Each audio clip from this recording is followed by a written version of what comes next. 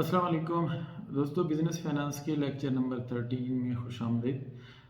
पिछले लेक्चर में हमने vertical analysis of financial statement पढ़ा था कि वर्टिकल एनालिसिस क्या होता है, कैसे किया जाता है और क्यों किया जाता है। आज का जो हमारा टॉपिक है वो रेशो एनालिसिस है। रेशो एनालिसिस जो है वो ज़रा ब्रॉडर टर्मिनोलॉजी है। रेशो एनालिसिस की जब हम बात करते हैं तो इसमें बहुत सारे रेशोज़ आते हैं और उनकी नेचर के हिसाब से हम उनको 3-4 कैटेगरीज में तकसीम करते हैं। लिक्विडिटी रेशोज़ हैं, उसके बाद डेट मैनेजमेंट या सॉल्वेंसी रेशोज़ हैं, फिर उसके बाद प्रॉफिटेबिलिटी रेशोज़ हैं और फिर मार्केट वैल्यू रेशोज़ हैं। तो मेनली ये 4 किस्म के रेशोज़ हैं और लेकिन इस लेक्चर में हम सिर्फ और सिर्फ लिक्विडिटी रेशोज़ तक महदूद रहेंगे। अब बाकी रेशोज़ जो हैं वो नेक्स्ट लेक्चर में हम एक एक करके कवर करेंगे। लिक्विडिटी रेशोज़ की अगर हम बात करें तो लिक्विडिटी रेशोज़ बेसिकली हैं क्या। लिक्विडिटी रेशोज़ की अगर डेफिनेशन देखें तो liquidity ratios measure a company's ability to pay debt obligations and its margin of safety through the calculation of metrics including current ratio, quick ratio, operating cash flow ratios वगैरह वगैरह जो होते हैं। मैं अगर आपको सादा ज़बान में समझाऊँ, सादा ज़बान में ये है कि लेट सपोज आपका एक छोटा सा बिजनेस है, ग्रोसरी शॉप है आपकी, और वहाँ पे ज़ाहिर है कुछ सेल्स आपकी कैश पे होती हैं और कुछ जो है आपकी क्रेडिट पे होती हैं। अब आपकी सेल्स तो हो रही है लेकिन आपकी जो है वो मे बी 50% या 70% जो आपकी सेल्स है वो क्रेडिट पे हो रही है। और लोग हर महीने जब पे डे होता है, पहली तारीख होती है, उनको तनख्वाह मिलती है, वो आके आपको पेमेंट कर देते हैं और फिर अगले महीने के सौदे ले जाते हैं। अब जैसे कोविड आ गया तो कोविड की वजह से कई लोग जो हैं वो अपने बिल्स क्लियर नहीं कर सके। अब जब बिल नहीं क्लियर कर सके तो आपके पास पैसे नहीं है, आपने सेल की हुई है। आप अगर देखें तो अनरियलाइज्ड आपको प्रॉफिट भी हुआ होगा, सेल्स भी आपकी हुई हुई है, लेकिन पैसा आपके हाथ नहीं है। जबकि दूसरी तरफ आपने घर का रेंट भी देना है, बिजली का बिल भी देना है, गैस का बिल भी देना है, बच्चों की जो है वो स्कूल की फ़ीस भी देनी है, पिक एंड ड्रॉप का ख़र्चा भी है, घर के ग्रोसरीज भी हैं। ये सारे खर्चे आपके अपनी जगह पे हैं। अब होता क्या है कि आपकी जो कैश इनफ्लोज हैं वो कम पड़ गए हैं, जबकि कैश आउटफ्लोज आपके ज़्यादा हो गए हैं। तो अब आप इसको हम क्या कहते हैं कि ये लिक्विडिटी क्रंच है, आप लिक्विड नहीं रहे। एग्जैक्टली यही सिचुएशन बिजनेसेस के साथ होती है। बिजनेसेस में भी बाज़ दफ़ा ऐसा होता है कि बिजनेस चल तो रहा होता है लेकिन उनको लिक्विडिटी शॉर्टेज का मसला हो जाता है। ये मसला ना हो या इस मसले को देखना हो तो उसके लिए जो हम टूल्स इस्तेमाल करते हैं वो लिक्विडिटी रेशोज़ में आते हैं। लिक्विडिटी रेशोज़ के ज़रिए हम ये जानने की कोशिश करते हैं कि उनको लिक्विडिटी का प्रॉब्लम है या नहीं है, या हो भी सकता है या नहीं हो सकता। लिक्विडिटी रेशोज़ जो हम डिस्कस करेंगे वो 4 किस्म के रेशोज़ हम डिस्कस करेंगे। करंट रेशो है, क्विक या एसेट टेस्ट रेशो है, उसके बाद डेज सेल्स आउटस्टैंडिंग और ऑपरेटिंग कैश फ्लो रेशोज़ है। तो सबसे पहला करंट रेशो। करंट रेशो क्या है? अगर हम डेफिनेशन पे बात करें, the current ratio measures the company's ability to pay off its current liabilities. और current liabilities, by current liability we mean the liabilities which are payable within 1 year, यानी current business year में जो आपने पे करनी है, with its total current assets such as cash, accounts receivable and inventories.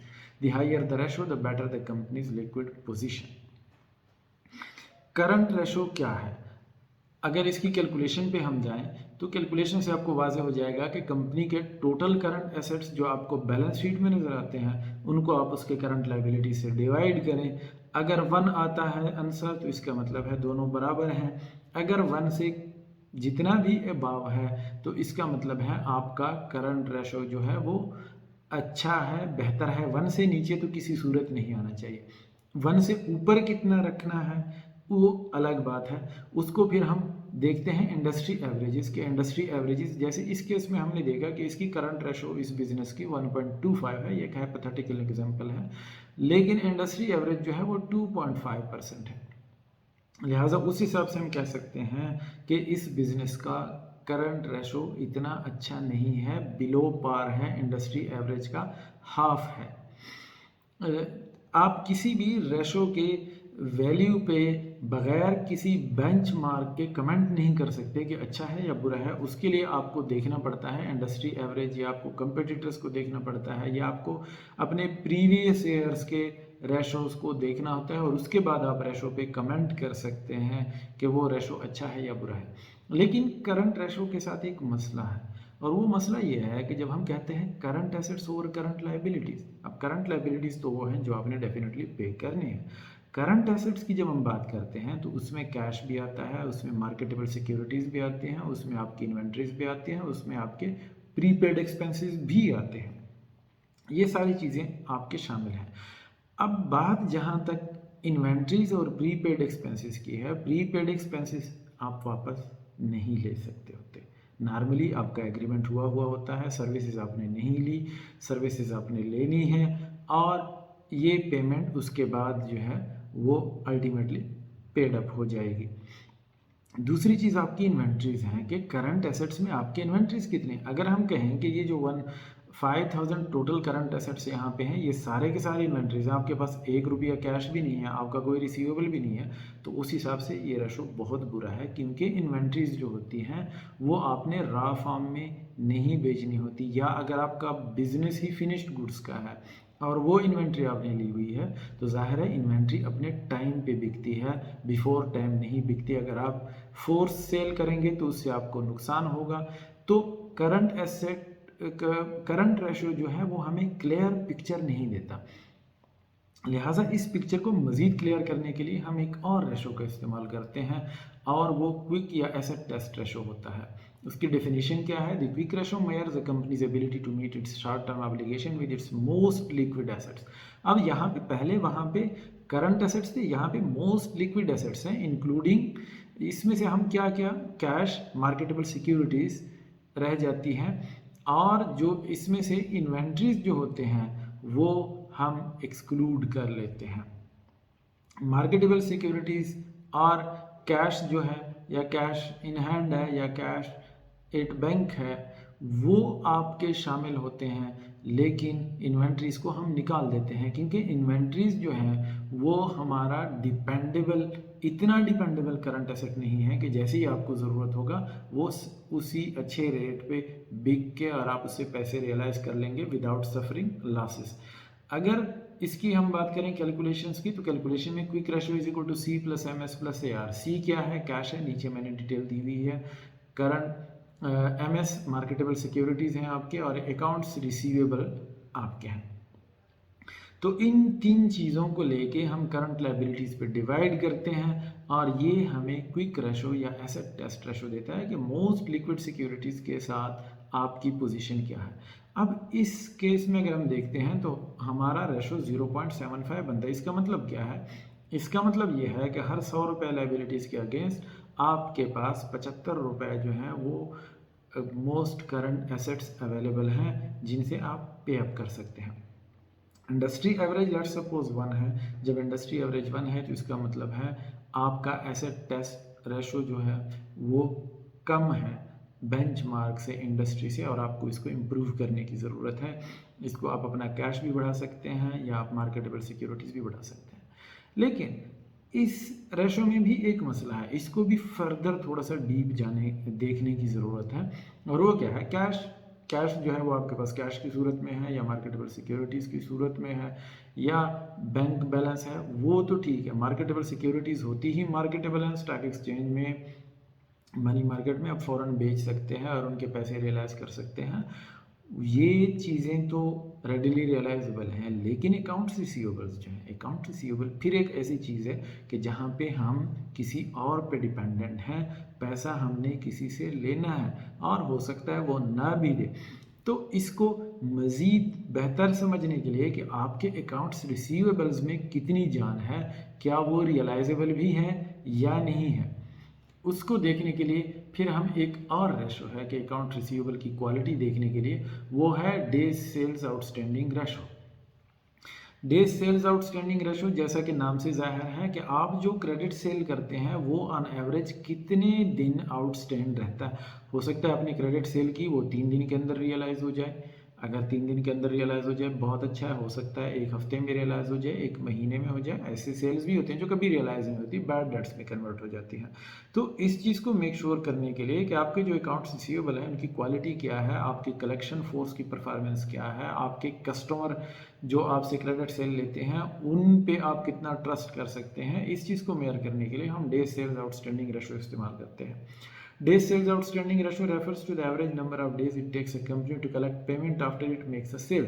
A high DSO means that a company is taking unduly long to collect payment and is tying up capital in receivables. अगर आपका DSO high है, let suppose 90 days है, आपका आ रहा है कि आप 90 दिन में ऑन एवरेज अकाउंट रिसीवेबल जो है वो रियलाइज करते हैं, इसका मतलब है आप अपना पैसा जो है वो रिसीवेबल में आपका ब्लॉक्ड होता है, और जब तक वो ब्लॉक्ड है आप उससे कोई लाइबिलिटी पे ऑफ नहीं कर सकते, तो वो आपके कम अज़ come for the time being किसी काम का नहीं है।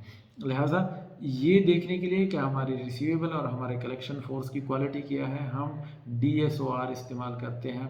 और DSO का फार्मूला क्या है, कैलकुलेट कैसे करते हैं? DSO is equal to average account receivable. Average account receivable आपके बैलेंस शीट पे कितने होते हैं, divided by revenue per day.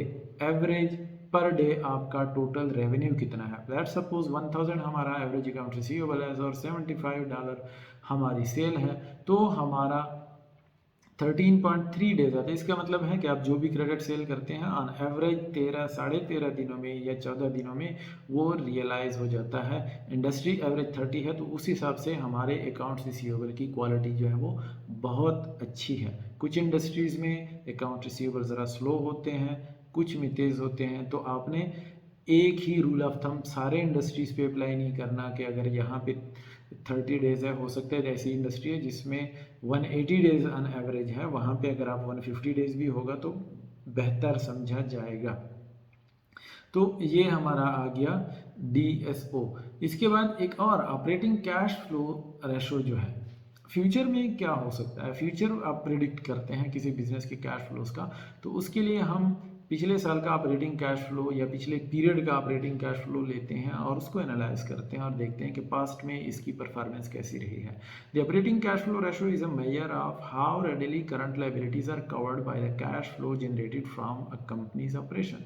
आप जितना कैश फ्लो जनरेट कर रहे हैं, पीछे आपको याद होगा हमने कैश फ्लो स्टेटमेंट की बात की थी, कैश फ्लो स्टेटमेंट बनाते कैसे हैं, और उसमें हम नेट कैश फ्लो देखते थे कि रियलाइज्ड कैश कितना है आपका। हो सकता है अनरियलाइज्ड बहुत ज़्यादा हो, प्रॉफिट आपका करोड़ों में हो, लेकिन एक्चुअली कैश इनफ्लो आपका कुछ नहीं है, तो बिजनेस सर्वाइव नहीं कर सकते हैं। कैश फ्लो भी ज़रूरी होता है, हेल्दी कैश फ्लो, क्योंकि आप जो है वो लिक्विडिटी क्रंच का सामना नहीं करना चाहते हैं। तो operating cash flow ratio calculation का तरीका क्या है? कैलकुलेशन सिंपल सी है। ऑपरेटिंग कैश फ्लो जितना आपका है एक पीरियड का divided by total current liabilities आपके कितने हैं। अब लेट्स सपोज यहाँ पे हमारे पास 10,000 और 2,500 है, तो 4 टाइम्स हमारा आ रहा है। इसका मतलब है हम अपने करंट लायबिलिटीज का 4 टाइम्स कैश इनफ्लो है, जिसका मतलब है कि हमारा जो है वो इंडस्ट्री एवरेज 3 टाइम्स है, तो हम इंडस्ट्री से भी ऊपर है। अगर आप 1 आपका आता है, 1 टाइम कर रहे हैं, तो इसका मतलब है आप बेयरली अपने करंट लायबिलिटीज को मीट कर रहे हैं। लेकिन जितना हाई होगा उतना ही बेहतर होगा कि आपका जो ऑपरेटिंग कैश फ्लो है वो रेशो जितना हायर होता है उतना ही बेहतर होता है। तो ये थी हमारी सारी लिक्विडिटी के जो रेशोज़ हैं उनकी बात। अगला जो हमारा लेक्चर होगा ये शॉर्ट टर्म की बात है। लिक्विडिटी हमेशा याद रखें, शॉर्ट टर्म में जब हम बात करते हैं तो हम लिक्विडिटी यानी with in the business year जब हम बात करते हैं या बिजनेस पीरियड बात करते हैं तो हम लिक्विडिटी रेशोज़ को देखते हैं। लेकिन हमारे कुछ लॉन्ग टर्म लायबिलिटीज़ भी होते हैं और लॉन्ग टर्म रिसीवेबल्स भी होते हैं, उसके लिए फिर डेट मैनेजमेंट या सॉल्वेंसी रेशो देखते हैं।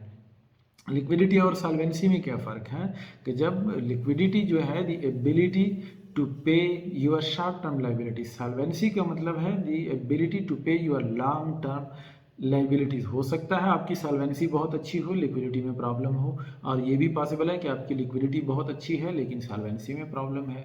तो अगला जो हमारा लेक्चर होगा वो डेट मैनेजमेंट और सॉल्वेंसी रेशोज़ के बारे में होगा। तब तक के लिए इजाज़त दीजिए। अल्लाह हाफ़िज़।